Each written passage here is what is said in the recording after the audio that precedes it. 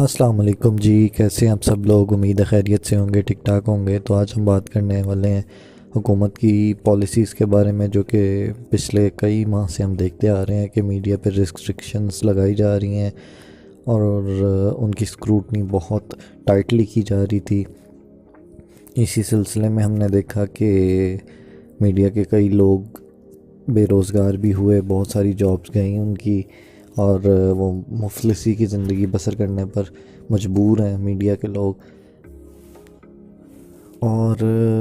اس سارے سینیریو میں ہم نے دیکھا کہ اب مزید جو اسکروٹنی کی جا رہی ہے اس کو جو گوگل ہے وہ ماننے کو تیار نہیں ہے۔ وہ کہتا ہے کہ یہ آزادی رائے کا جو اظہار ہے وہ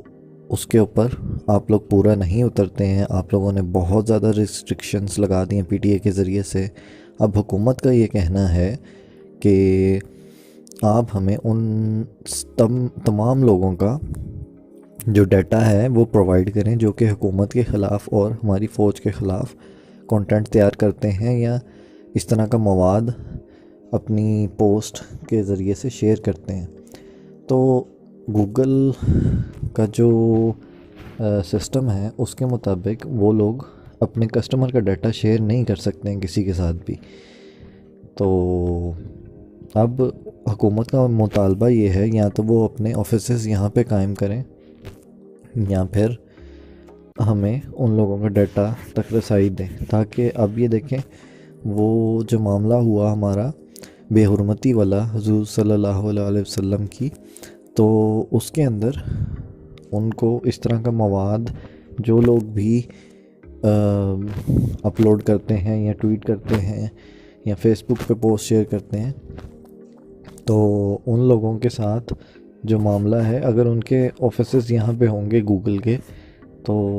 وہ مواد ہٹانے میں جو حکومت ہے وہ اس کو آسانی ہوگی۔ اب جو معاملہ ہے ہم نے دیکھا کہ گوگل کے بھی کچھ ڈبل سٹینڈرڈز ہیں۔ ڈبل سٹینڈرڈز کیسے ہیں کہ اب آپ نے دیکھا کہ پچھلے دنوں خادم حسین رضوی صاحب کی انتقال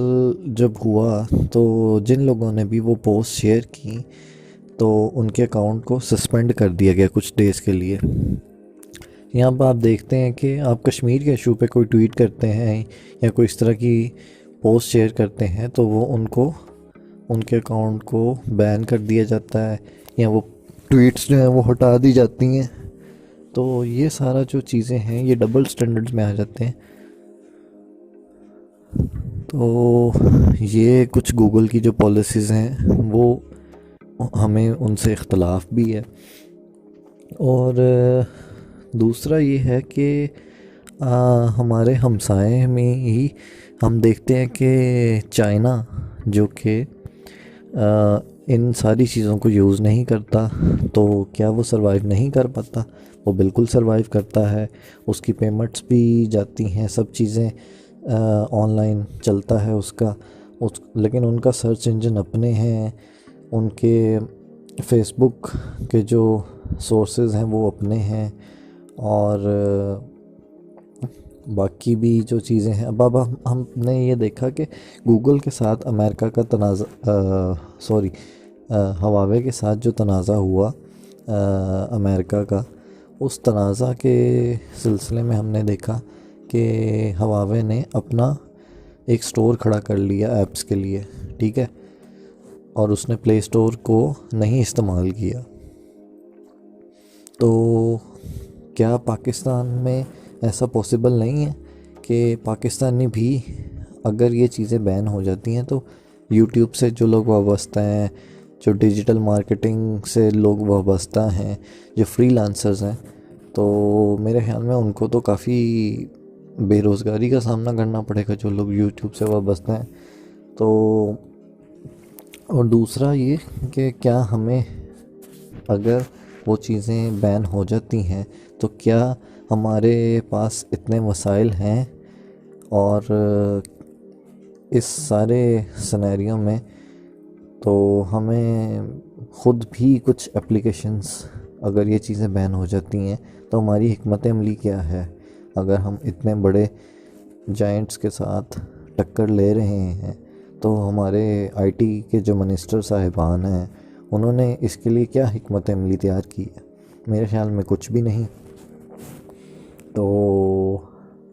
پاکستان میں بہت سارے ایسے لوگ ہیں جو کہ اس طرح کی اپلیکیشنز کو تیار کرنے میں مہارت رکھتے ہیں، اور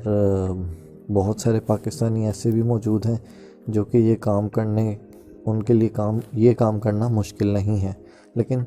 صرف کیا ہے کہ حکومت کی تھوڑا سا اس کے اندر انٹرسٹ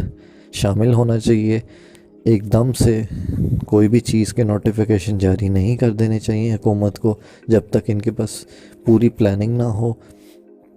پلاننگ کے بغیر کوئی بھی چیز کسی کے ساتھ بھی ٹکر لینا میرے خیال میں تو بے وقوفی ہے، لیکن کوئی بھی چیز ناممکن نہیں ہے، کیونکہ بہت سارے لوگ ہیں جو کہ ہمیں پاکستان کے اندر ہی موجود ہیں، بہت ہی وہ قابل لوگ ہیں جو کہ ہمیں اس طرح کی ایپس تیار کر کے دے سکتے ہیں، اور کوئی مشکل نہیں ہے، کیونکہ پاکستان فری لانسنگ میں تو آگے بڑھ رہا ہے، لیکن جو آئی ٹی سیکٹر ہے اس کے اندر مزید گروتھ بہت ساری ہو سکتی ہے، اور ہمیں اپنے کچھ رویوں کو بھی بہتر کرنا ہوگا، کیونکہ اب یہ دیکھیے کہ علی بابا سے جو پیکٹس ڈیلیور ہوتے ہیں پاکستان کو، وہ اگر فرض کریں 200 پیکٹس ڈیلیور ہوئے ہیں تو 200 میں سے صرف 100 پیکٹس اور اوریجنل کسٹمرز تک جاتے ہیں، اور باقی جو پیکٹس ہیں وہ ادھر ادھر ہو جاتے ہیں۔ تو اسی لیے شاید پاکستان میں امیزون بھی کام کرنے کو تیار نہیں ہے، کہ ان کے رویے ایسے ہیں، اور ایک ای کامرس کمپنی جو کہ دراز کے نام سے وہ کام کر رہی ہے، تو اس کے اندر ہم اکثر آئے دن ویڈیوز دیکھتے ہیں کہ کیسے فراڈ ہو رہا ہے دراز کے اندر، پیکٹس کے اندر دکھایا کچھ جا رہا ہے اور بھیجا کچھ جا رہا ہے۔ تو ہمیں بھی اپنے رویوں کو بدلنا ہوگا تاکہ ہماری جو معیشت ہے اس کا پہیہ آگے چل سکے، اور ہمیں بھی ڈیجیٹلی ہم لوگ ترقی کر سکیں اور ہمارا ملک آگے بڑھ سکے۔ تو امید ہے آپ کو یہ ویڈیو پسند آئے گی، اور آپ لائک کیجئے، سبسکرائب کیجئے، بیل آئیکن کو کلک کیجئے۔ اللہ حافظ، اپنا خیال رکھیے۔